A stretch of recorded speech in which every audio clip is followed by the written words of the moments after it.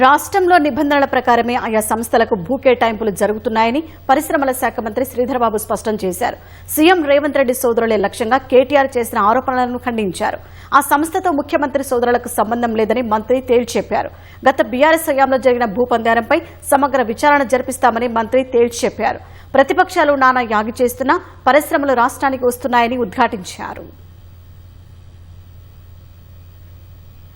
ముఖ్యమంత్రి రేవంత్ రెడ్డి సోదరులకు అయాచిత లబ్ది చేకూర్చేలా వ్యవహరిస్తున్నారంటూ కేటీఆర్ చేసిన ఆరోపణలను మంత్రి శ్రీధర్బాబు కొట్టిపారేశారు. ఫ్యూచర్ సిటీలో ప్రభుత్వం 200 కోట్ల విలువ చేసే భూమిని కేటాయించిందనే విమర్శలు అర్ధరహితమన్నారు.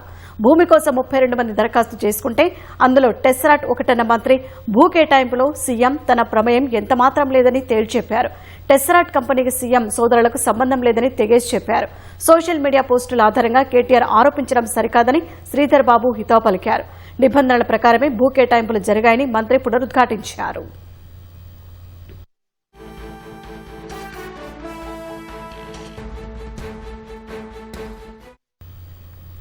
పీఎం ఏక్తా మాల్ టెండర్లు పారదర్శకంగా జరిగాయని పారిశ్రామిక శాఖ మంత్రి శ్రీధర్బాబు స్పష్టం చేశారు. ట్రేడ్ ప్రమోషన్ కార్పొరేషన్ రూల్స్ ప్రకారమే మాల్ నిర్మాణం జరిగిందన్న శ్రీధర్బాబు పీపీపీ విధానంలోనే పీఎం ఏక్తా మాల్ టెండర్లు జరిగాయని ఉద్ఘాటించారు.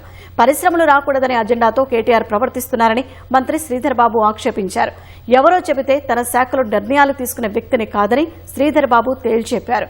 ప్రతిపక్షాలు దుష్ప్రచారం చేస్తున్నా పరిశ్రమలు వస్తున్నాయని శ్రీధర్బాబు పేర్కొన్నారు. బీఆర్ఎస్ హయాంలో జరిగిన భూ కేటాయింపులపై సమగ్ర విచారణ చేయిస్తామని మంత్రి స్పష్టం చేశారు. బీఆర్ఎస్ హయాంలో ఎకరా 90 లక్షలకు కేటాయించగా తాము అధికారంలోకి వచ్చాక 1.5 కోట్ల ధర ఖరారు చేశామని తేల్చెప్పారు. పారిశ్రామికవేత్తలను బీఆర్ఎస్ నాయకులు బెదిరిస్తున్నారని ఆరోపించిన మంత్రి గులాబీ పార్టీ అధికారంలోకి రావడం పెద్ద భ్రమగా వ్యాఖ్యానించారు. తాము ఎంతో ఓపికతో ఉన్నామని, హద్దు దాటితే అంతు చూస్తామని శ్రీధర్బాబు హెచ్చరించారు.